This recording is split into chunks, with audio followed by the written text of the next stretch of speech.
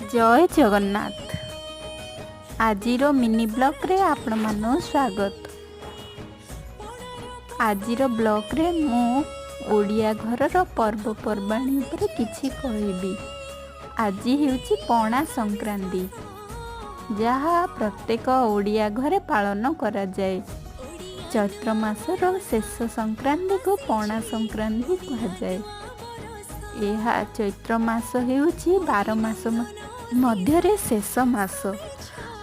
तार शेष संक्रांति दिन पणा भोग करा जाए, माँ को पाखरे प्रसाद रूप रे लागी हुए। आउ ए पणा समस्ते पाई घर लोक बहुत तृप्ति आनंद पाती, जहाद्वारा माँ को ठाके लगी पणा यह अमृत सदृश हो जाए।